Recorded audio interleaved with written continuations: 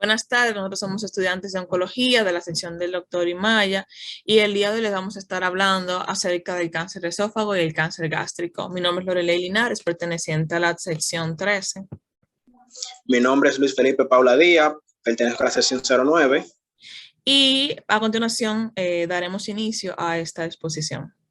Los objetivos a lograr con esta exposición son profundizar acerca de todo lo relacionado al cáncer de esófago y al cáncer gástrico, además de afianzar todo lo que se aprendió durante nuestra investigación previa. Crear conciencia en lo que a prevención respecta, no solamente en este caso, sino en todos los demás. Tener la capacidad de ser portadores de informaciones a las que traten esta exposición a personas que sean vulnerables a adquirir este tipo de cáncer. Bien, el esófago es un tubo hueco y muscular por el que pasan los alimentos y los líquidos desde la garganta hasta el estómago. Por otro lado, este último, o sea, el estómago, ayuda a digerir los alimentos que al mezclarlos con jugos digestivos se convierten en un líquido diluido. Ambos órganos constituyen funciones vitales y a continuación hablaremos de cómo estas proliferaciones malignas les afectará y cómo son diagnosticadas y tratadas.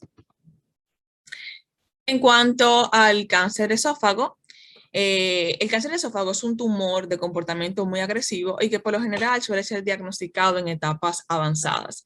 El tipo histológico que lo define, el más frecuente, de este carcinoma en todo el mundo es el de células escamosas o pavimento, que es seguido también por el adenocarcinoma.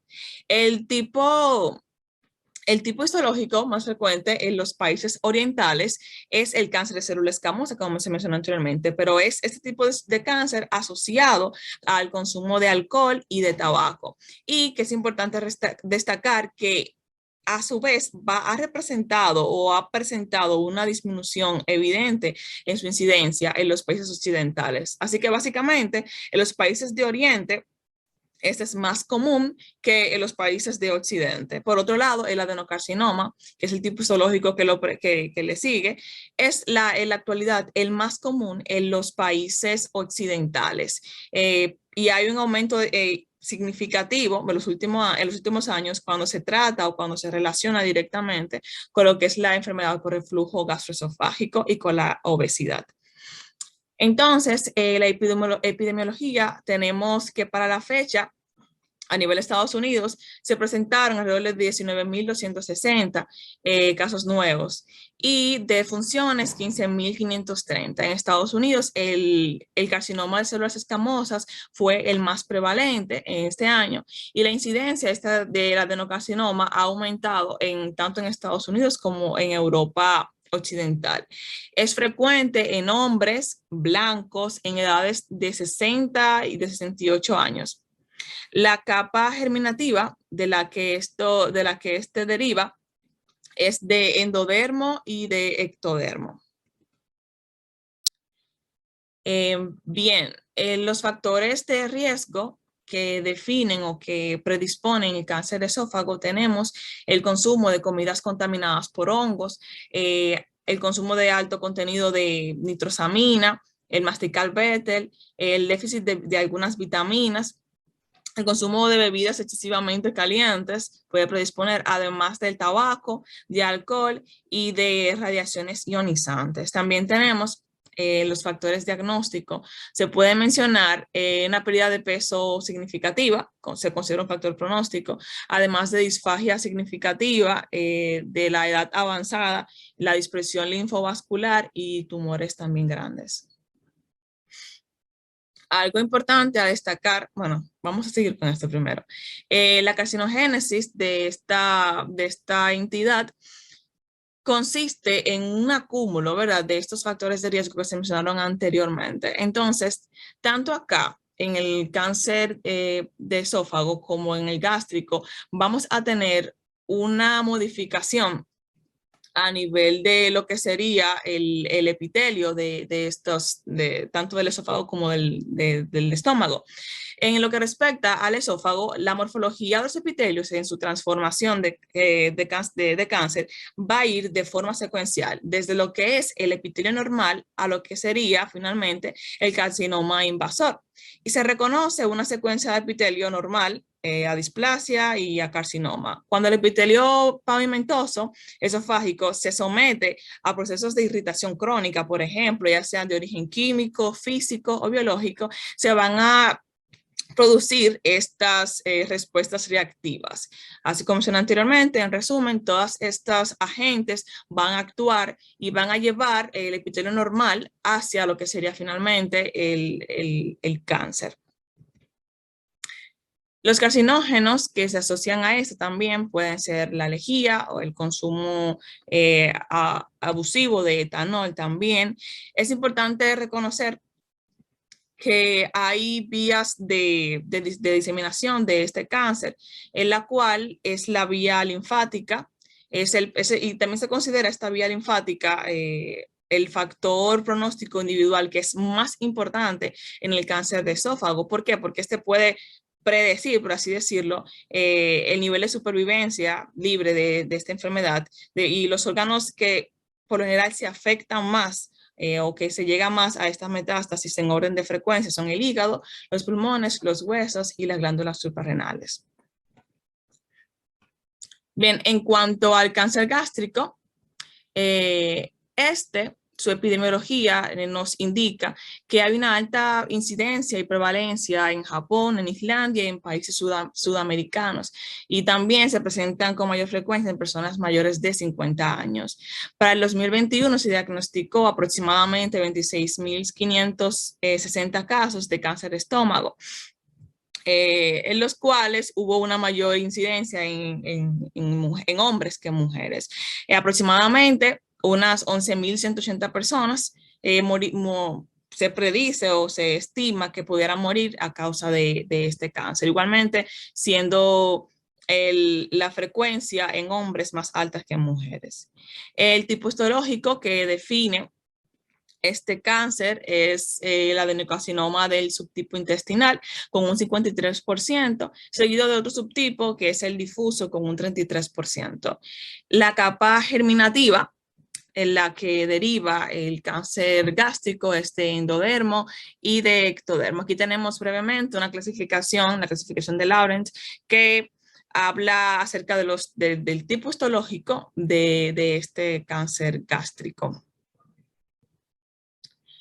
El cáncer gástrico se predispone por los siguientes factores de riesgo: por el Helicobacter pylori, por alimentos ahumados y en salazón, vegetales encurtidos y pimientos picantes, además de la falta de verduras y frutas secas en la dieta, el tabaco, antecedentes familiares, también gastritis crónica, pólipos crónicos, esófago de Barrett, etc.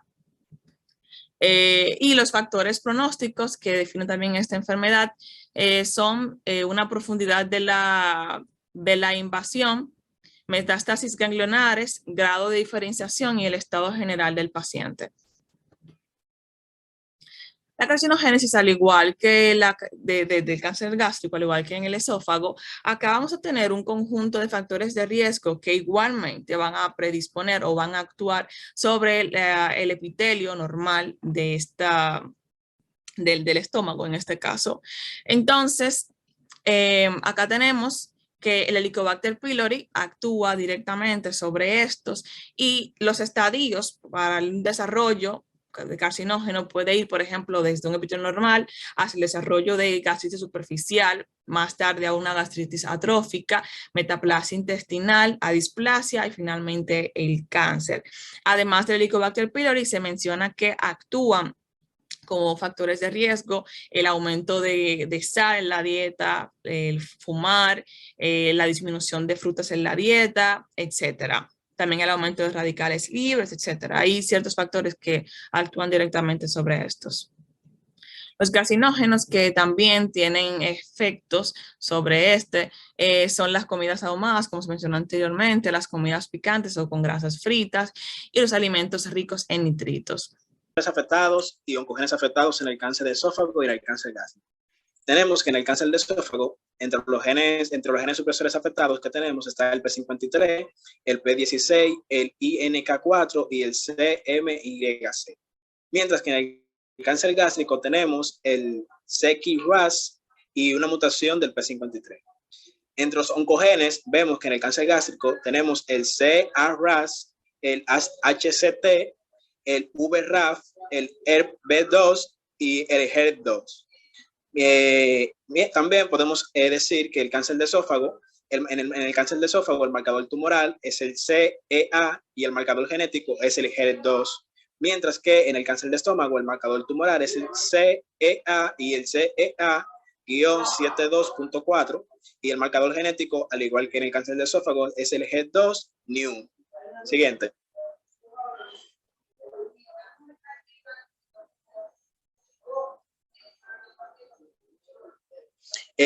Manifestaciones paraneoplásicas en el cáncer de esófago. Tenemos que entre las manifestaciones paraneoplásicas que vamos a ver en este tipo de cáncer está la hipercalcemia, la secreción ectópica de la hormona adrenocorticotropa, granulocitosis, hipoalbuminemia y caquexia. Siguiente. Entre las lesiones premalignas, vemos que nos encontramos con acalaxia, esofagitis crónica, el síndrome de Plummer-Bison, esófago de Barrett y síndrome por reflujo gastroesofágico. Cabe destacar que esto del esófago de Barrett se podría también entrar en el síndrome de reflujo gastroesofágico. Siguiente.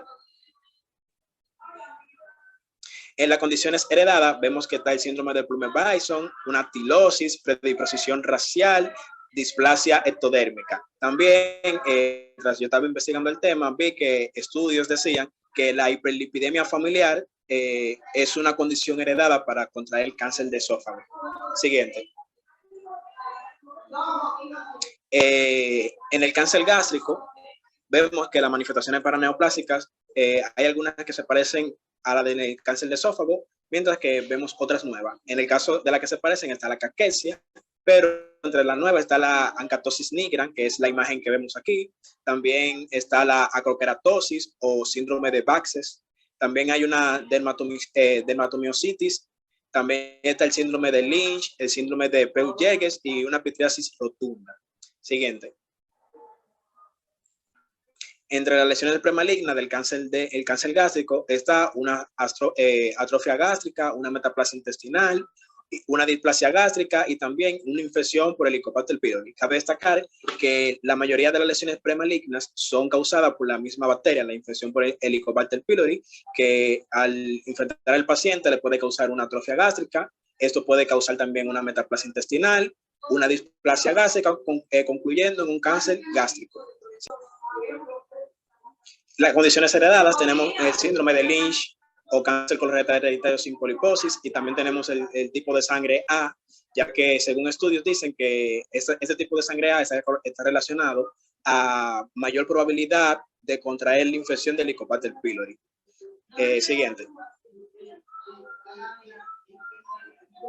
Entre los signos y síntomas que tenemos en estos tipos de cáncer está, en el cáncer del esófago tenemos signos y síntomas que están relacionados con la función del mismo órgano. Dígase, hay una disfagia, hay una pérdida de peso, hay dolor detrás del esternón, hay una ronquera y también se puede ver tos, hay una indigestión y también se puede encontrar acidez, y hay una masa debajo de la piel que se puede sentir incluso hasta el mismo paciente puede palparla. Mientras que en el cáncer gástrico vemos que el paciente se torna con poco apetito, tiene una pérdida de peso, esto ya sea por el poco apetito o porque quizás el alimento no se está digiriendo de manera correcta. También existe dolor abdominal. Este dolor o este malestar va a estar, va a ser impreciso en el abdomen, te va a doler, pero no sabes en qué parte del abdomen te duele. Y este generalmente está por encima del ombligo.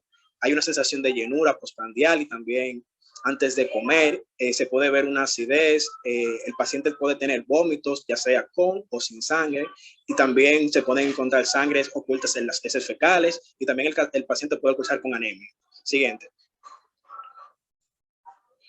Prevención en el cáncer de esófago. Bueno, en este tipo de cáncer podemos utilizar los dos primeros tipos de prevención, ya sea primaria y secundaria.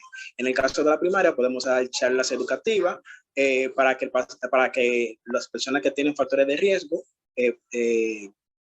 puedan tratar de controlar esos factores de riesgo, también consumir frutas y vegetales, eliminar la ingesta de alimentos mohosos y comida muy caliente, disminuir el consumo de alcohol y no fumar. Mientras que en la prevención secundaria tenemos que hacemos una endoscopía gastrointestinal en pacientes con factores de riesgo alto. Siguiente. En el caso del cáncer gástrico, tenemos que la prevención secundaria es la misma que la prevención secundaria en el cáncer del esófago con respecto a la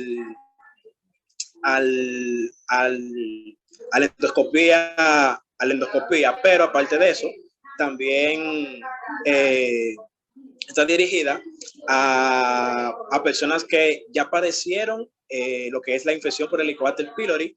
Entonces se elimina esta enfermedad y se le da seguimiento para que el que haya padecido esta enfermedad no le cree lo que es la secuela del cáncer. Mientras que en la prevención primaria está lo mismo, charlas, consumir alimentos saludables, ricos en frutas y verduras, dejar de fumar y la eliminación de la infección por Helicobacter pylori. Siguiente.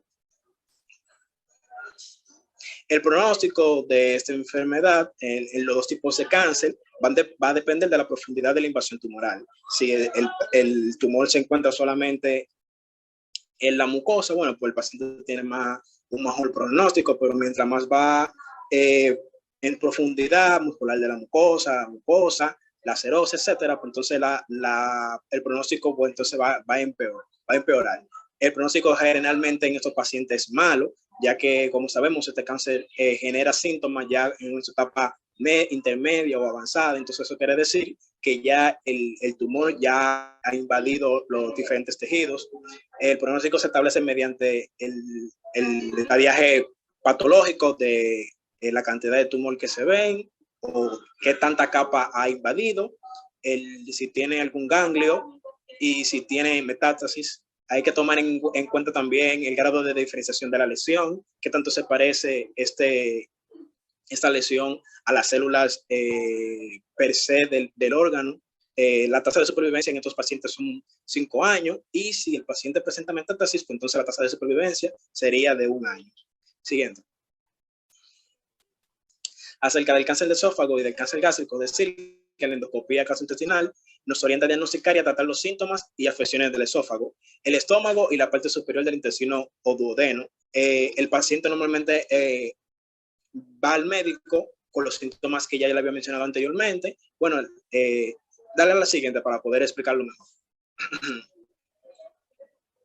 Bueno, aquí vemos que primero le hacemos una historia clínica al paciente, una historia clínica bien hecha, le hacemos un examen físico y por la historia clínica, por los síntomas que refiere, pues entonces podemos acudir a hacer una endoscopía gastrointestinal alta para poder hacer el diagnóstico, podemos hacer una biopsia, podemos hacer una ecografía, podemos hacer también un estudio de sangre oculta en las heces, podemos hacer una radiografía seriada o podemos hacer una tomografía abdominal pelviana, todo esto con el objetivo de poder hacer el diagnóstico del paciente.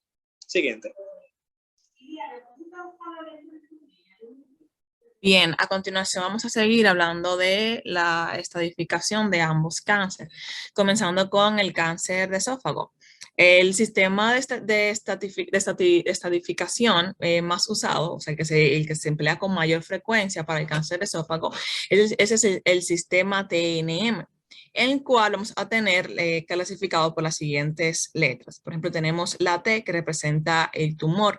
Acá vamos a hablar de la extensión, del tamaño del tumor. Entonces, aquí decimos o nos preguntamos cuán lejos el cáncer ha crecido hacia la pared del esófago. También nos hacemos la pregunta, ¿ha alcanzado el cáncer las estructuras u órganos cercanos? Por otro lado, tenemos la N, que va a hacer referencia a los nódulos. Aquí vamos a examinar o vamos a estadificar la propagación de los ganglios linfáticos adyacentes. Aquí nos vamos a preguntar entonces, ¿se ha propagado el cáncer a los ganglios linfáticos cercanos?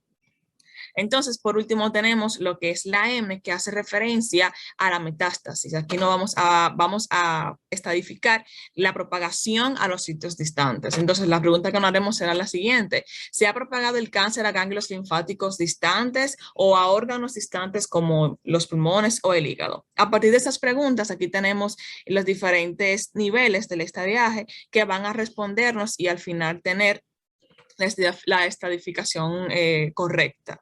Respecto al cáncer gástrico, el sistema también del TNM es el que se utiliza con más frecuencia.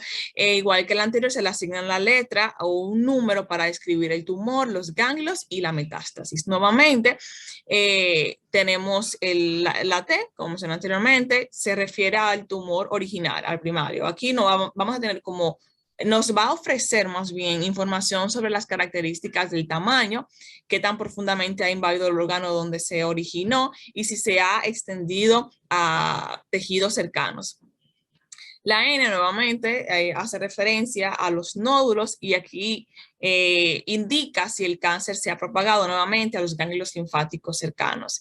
La M nuevamente se refiere a la metástasis y esta indica si el cáncer nuevamente se ha propagado a las partes distantes del cuerpo. Cada una de estas preguntas se van a responder en cada diferente estadio. Es importante reconocer que los números que van después de la T, de la N, de la M, como pueden ser N1, N2, N3, por ejemplo, podrían describir tanto el tamaño, la ubicación y o el número de ganglios linfáticos que son cercanos y que han sido afectados por el cáncer.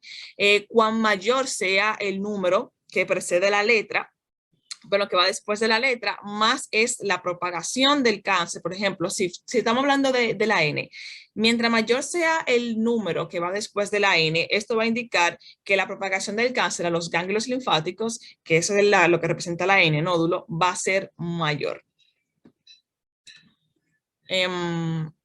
Respecto a la metástasis, estos se hacen con mayor frecuencia en el cáncer de esófago hacia pulmón e hígado en orden de frecuencia, y las vías por las cuales se realiza la metástasis es por vía linfática y por vía hematógena. Por otro lado, en el cáncer gástrico, la metástasis en orden de frecuencia van hacia el hígado, peritoneo, páncreas, pulmón. Y las vías de diseminación van desde la vía linfática hasta la vía hemática. Respecto al tratamiento del cáncer de esófago, vamos a tener que este va a ir apoyado directamente con los métodos diagnósticos que mencionó mi compañero anteriormente. Entonces, en síntesis, el tratamiento del cáncer de esófago va apoyado de cirugía, como es el caso de esofagogastrectomía, de gastrostomía, de esofagoectomía, etc. También se apoya de quimioterapia, de radioterapia, de gastrostomía endoscópica percutánea y también de los tratamientos que vienen a nivel paliativo. Por otro lado, el tratamiento del cáncer gástrico igualmente va a ir apoyado de cirugías, como es el caso de la gastrectomía con reconstrucción, de procedimientos quirúrgicos paliativos, como es el caso de la gastroctomía, de la yeyunostomía, de la derivación interna, etc. También nos apoyamos de lo que es la quimioterapia, la radioterapia, etc. En conclusión, epidemiológicamente, el cáncer de esófago es el octavo más frecuente en todo el mundo y este va a ocupar el tercer lugar entre los de origen gastrointestinal, mientras que el cáncer gástrico va a constituir la segunda causa de muerte por cáncer en el mundo.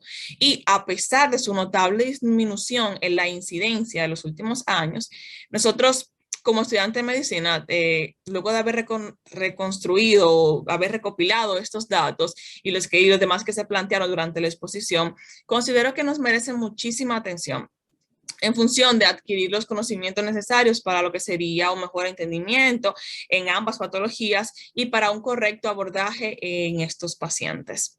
Y bien, hasta aquí nuestra exposición. Muchas gracias por su atención.